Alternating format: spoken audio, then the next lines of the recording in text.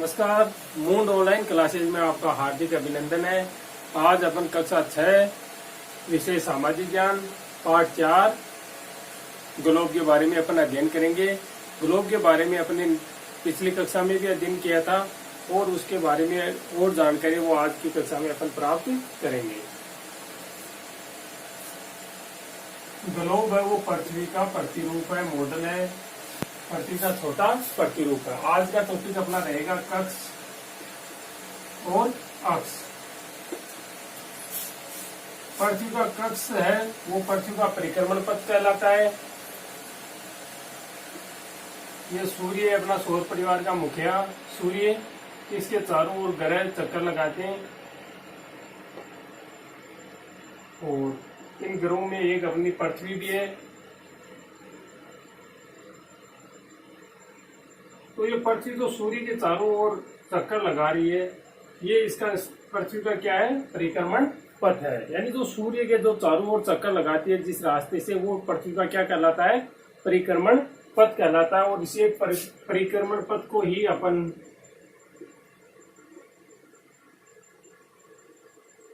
अपन कक्ष भी कहते हैं पृथ्वी के।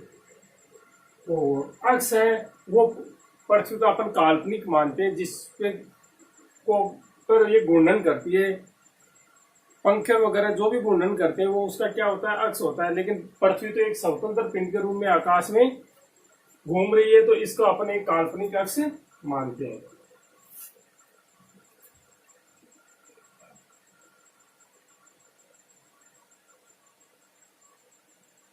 ये ऐसी अपनी पृथ्वी की का प्रतिरूप है।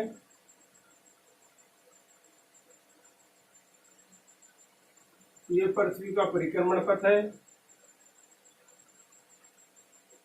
इसे अपन एक लंब डालते हैं और ये लंब और परिक्रमण पथ ये 90 डिग्री का कोण बनाता है, समकोण कोण बनाता है। और यहां से अपन पृथ्वी का जो काल्पनिक अक्ष है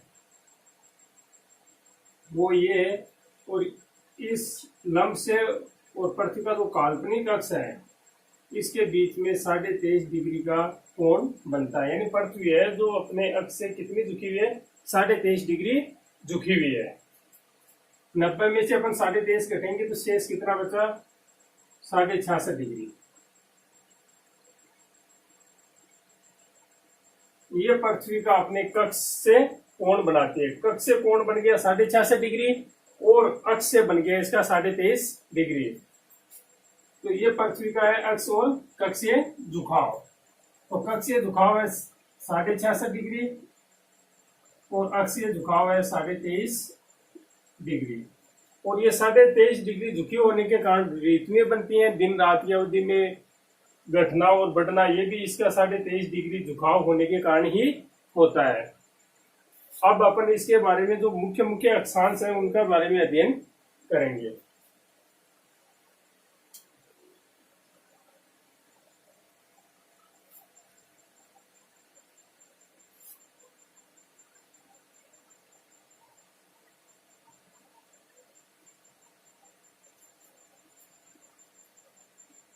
जो 0 डिग्री अक्षांश रेखा है यह पृथ्वी को 2 भागों में विभाजित करती है और इसको भूमध्य रेखा कहते हैं। भूमध्य रेखा यानी भूमि के मध्य में जो खींची गई रेखा है वो भूमध्य रेखा है, या इसका दूसरा नाम है विषुवत रेखा, या इसको 0 डिग्री अक्षांश रेखा भी कहते हैं। जो पृथ्वी को 2 भागों में बांटती है, यह ऊपर का उत्तरी गोलार्ध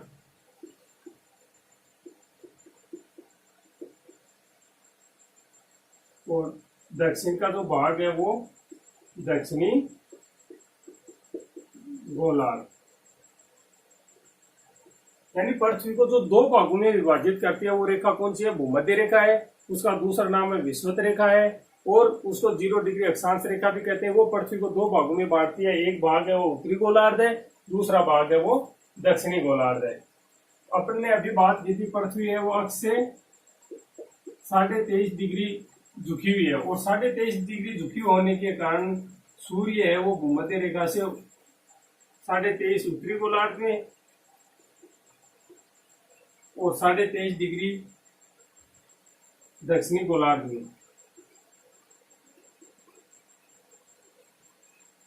में विचरण करता है। यानी सूर्य ऊपर 23.5 डिग्री और 23.5 डिग्री दक्षिण में, इन दो रेखाओं के बीच में ही वर्ष भर में गमन करता है और इसी वजह से इन रेखाओं का निर्धारण किया गया। ऊपर वाली 23.5 डिग्री उत्तरी अक्षांश है उसको कर्क रेखा कहते हैं और 23.5 डिग्री जो दक्षिणी अक्षांश रेखा है उसको मकर रेखा कहते हैं। यानी जो 23.5 डिग्री उत्तर में जो निर्धारित की गई है काल्पनिक है उसको कर्क रेखा कहते हैं और जो दक्षिण में 23.5 डिग्री पे खींची गई है उसको मकर रेखा कहते हैं। फिर इससे ऊपर 66.5 डिग्री पे एक रेखा और खींची गई है उत्तरी गोलार्ध में, इसको आर्कटिक रेखा कहते हैं। ऐसे दक्षिण में खींची गई है उसको अंटार्कटिक रेखा कहते हैं। ये भी 66 डिग्री दक्षिणी अक्षांश रेखा।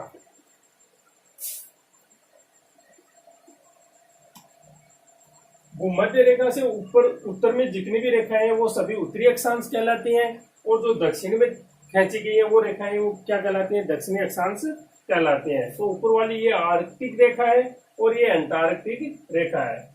सूर्य हमेशा इन दो रेखाओं के बीच विचरण करने के कारण यहाँ पे गर्मी अधिक पड़ती है, इसलिए इसे कहते हैं उष्ण कटिबंधीय क्षेत्र। उष्ण कटिबंध क्षेत्र। ऐसे ये भी उष्ण है कटिबंध क्षेत्र। फिर नीचे नीचे जो ध्रुवीय क्षेत्र है यहाँ पे हमेशा बर्फ जमी रहती है, तो यहाँ पे अधिक ठंड होने के कारण शीत कटिबंध कहते हैं इसको। ऐसे उत्तर में यहाँ पे अधिक ठंड पड़ने के कारण बर्फ जमी रहती है उत्तरी ध्रुव पे, इसको भी शीत कटिबंध कहते हैं। शीत और उष्ण दोनों को मिलाकर जो बीच का क्षेत्र बनता है वो है शीतोष्ण, यानी ना अधिक ठंड और ना अधिक गर्मी, शीतोष्ण कटिबंध। 23.5 से 66 के बीच में शीतोष्ण कटिबंध है और 66 से ध्रुव पे जो 90 डिग्री है यहाँ पे तक कौन सा है, शीत कटिबंध है। ऐसे यहाँ पे उष्ण और शीत ये दोनों मिलकर यहाँ पे कौन सा कटिबंध बन गया, शीतोष्ण कटिबंध। और शीतोष्ण कटिबंध कहाँ पे, दक्षिण में 23.5 डिग्री से लेके 66 डिग्री के मध्य, तो ये क्या कहलाता है, शीतोष्ण कटिबंध कहलाता है। 23.5 डिग्री दक्षिणी और 23.5 डिग्री उत्तरी यानी कर्क रेखा और मकर रेखा के बीच का क्षेत्र क्या कहलाता है, उष्ण कटिबंधीय क्षेत्र कहलाता है। ऐसे ही 66 से ऊपर का जो क्षेत्र है 90 तक का है वो क्या कहलाता है, शीत कटिबंध कहलाता है। ये अपना था इसका अक्षांशीय विस्तार और मुख्य जो अक्षांश रेखाएं हैं। अपन अक्षांश और देशांतर में थोड़ा अंतर समझ लेते हैं।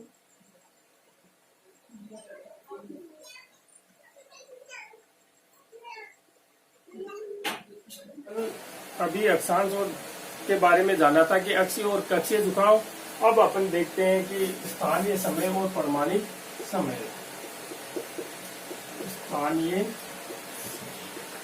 समय और एक होता है परिमाणिक समय। परिमाणिक समय को मानक समय भी कहा जाता है।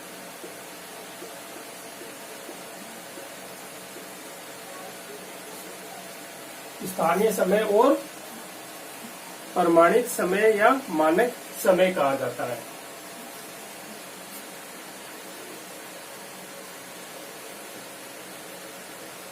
यह अपना पृथ्वी का प्रतिरूप है, ग्लोब। इसमें जो उत्तरी ध्रुव से दक्षिणी ध्रुव को जो मिलाने वाली रेखाएं हैं, इन रेखाओं को देशांतर रेखा कहा जाता है।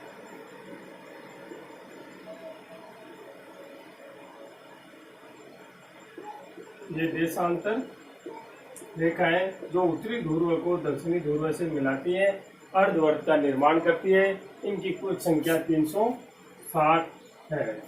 यानी 1 डिग्री पे एक रेखा खींचेगी, एक वर्त में 360 डिग्री का कोण होता है। और पृथ्वी भी एक वर्त है, इसलिए देशांतर रेखाओं की संख्या कितनी है?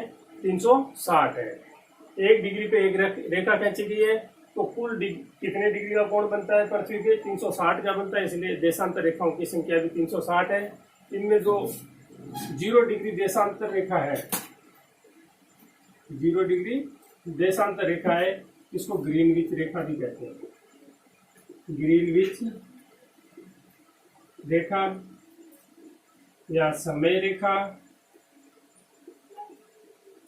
या विश्व की प्रमाणित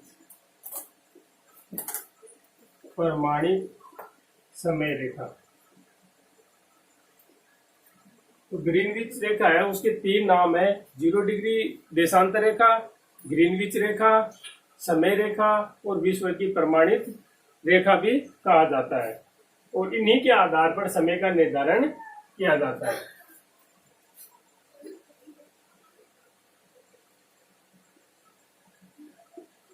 अपन मानचित्र विश्व का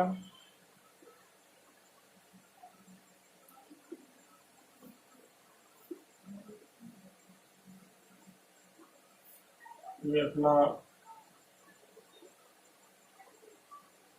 एशिया महाद्वीप है,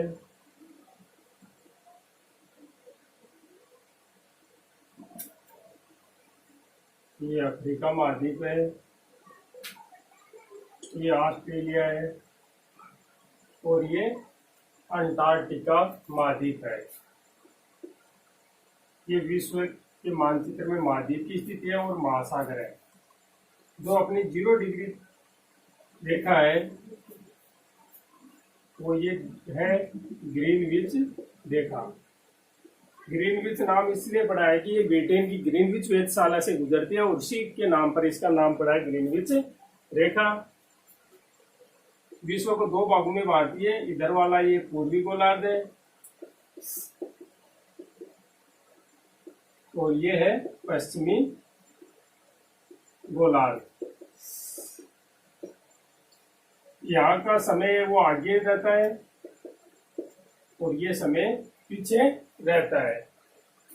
जब भी समय की गणना होती है तो ग्रीनविच रेखा से जो पूर्वी हिस्सा है वो समय आगे रहता है और ये पीछे माना जाता है। और ग्रीनविच रेखा पे समय जब सूर्य सीधा चमकता है तब विश्व में इसको दोपहर के 12 का समय माना जाता है, 12 बजने का समय माना जाता है।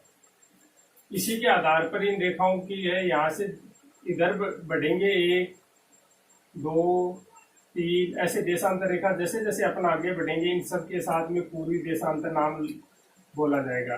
1 पूर्वी देशांतर, 2 पूर्वी देशांतर, 3, 4 ऐसे करके यहाँ तक 180 देशांतर रेखा।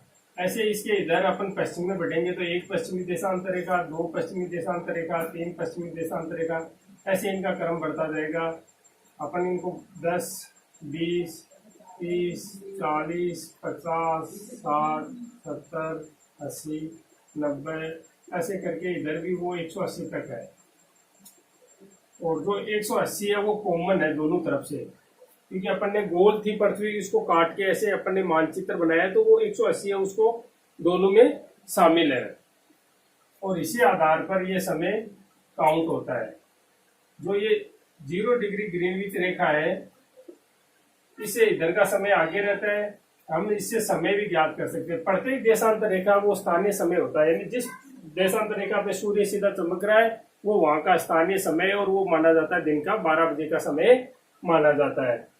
प्रमाणित समय वो क्या होता है कि जो भी देश है अपना एक निश्चित रेखा को प्रमाणित मान लिया जाता है कि इसी से अपने समय का निर्धारण होगा, क्योंकि एक देश के अंदर अनेक देशांतर रेखाएं गुजरती हैं और प्रत्येक भी अलग अलग समय होगा तो पूरे देश का समय क्या रहेगा, भिन्न रहेगा। तो एक देश का एक समय निर्धारित करने के लिए किसी रेखा को निश्चित मान लिया जाता है। जैसे विश्व की निश्चित मान ली उन्होंने, 0 डिग्री को विश्व की एक प्रमाणित रेखा मान ली। ऐसे भारत ने अपनी प्रमाणित रेखा है वो 82.5 डिग्री पूर्वी देशांतर रेखा को माना है और इसी से पूरे भारत का समय निर्धारित होता है। जिनका क्षेत्रफल बड़ा होता है, जो बड़े देश होते हैं, उनके लिए प्रमाणित रेखा 1 से अधिक भी हो सकती है। तो अपनी जो पूर्व में है, इसलिए इस रेखा से हमारा समय वो 5.5 घंटे आगे रहता है। और पश्चिम का जो ग्रीनविच रेखा से पश्चिम में है जितने भी देश, उनका समय पीछे रहता है, और ग्रीनविच रेखा से जो पूर्व में है उनका समय क्या रहता है, आगे रहता है। एक देशांतर रेखा को पार करने में सूर्य को 4 मिनट का समय लगता है। एक देशांतर रेखा को पार करने में 4 मिनट का समय लेता है। तो अपने को कोई भी है प्रश्न बनता है कि जैसे 10 पूर्वी देशांतर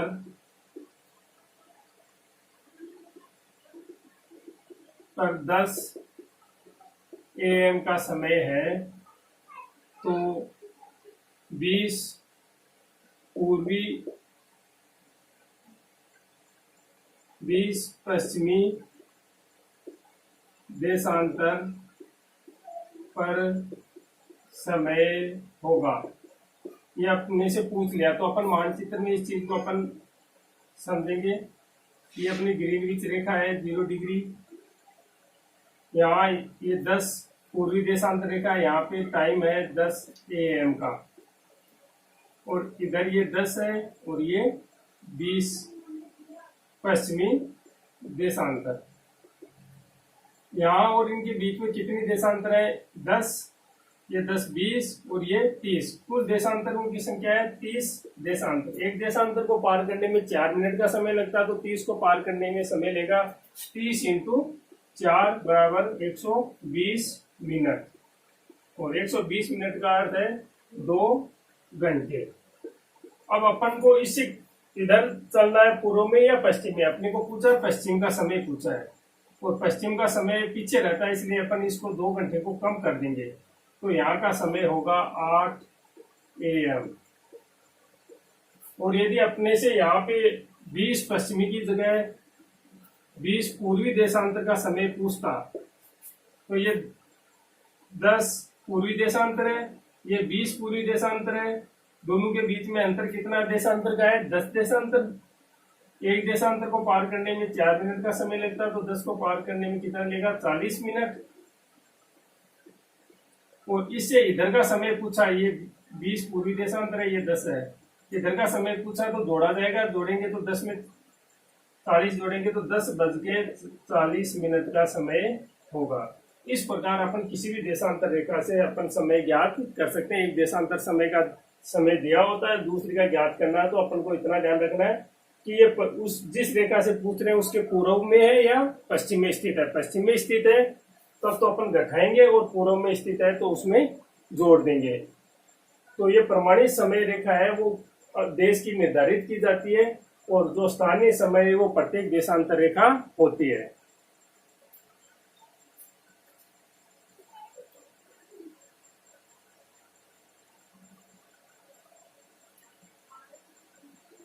ऐसे ही 180 डिग्री जो देशांतर रेखा है ग्रीनविच रेखा के विपरीत है, इसका दूसरा नाम है तिथि रेखा। तिथि रेखा या डेड लाइन, इसको भी अपन इस मानचित्र के माध्यम से समझेंगे।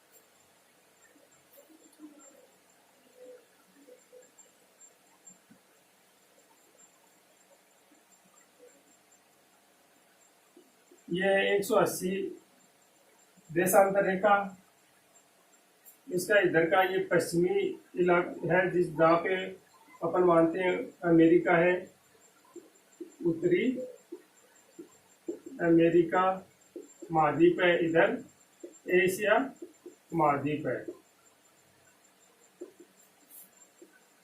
ये अपनी 0 डिग्री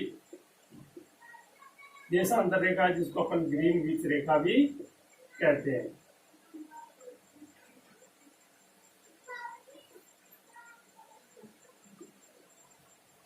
अब इधर से अपन पश्चिम से इधर पूर्व में प्रवेश करेंगे तो इससे तारीख बदल जाती है। जैसे अपन मानते हैं कि 14 जून का समय है, जैसे सूर्य इस रेखा को पार करके इधर पूर्वी इलाके में आता है या पूर्वी गोलार्ध में प्रवेश करता है, तो यहाँ पे 15 जून होगी। यहाँ से कोई व्यक्ति है जो इधर पश्चिम में जाता है तो वापिस 15 में से 1 कम कर देंगे, तो इधर क्या माना जाएगा, 14 जून मानी जाएगी। या इधर से कोई व्यक्ति इधर आ रहा तो 1 दिन जोड़ दिया जाता है, 15 जून। इस प्रकार ये तिथि रेखा है, ये तारीख बदलती है उसको बताती है, इससे तारीख का निर्धारण होता है। जैसे ही सूर्य इसको क्रॉस करता है नेक्स्ट तारीख शुरू हो जाती है। ये अपनी है 180 देशांतर रेखा।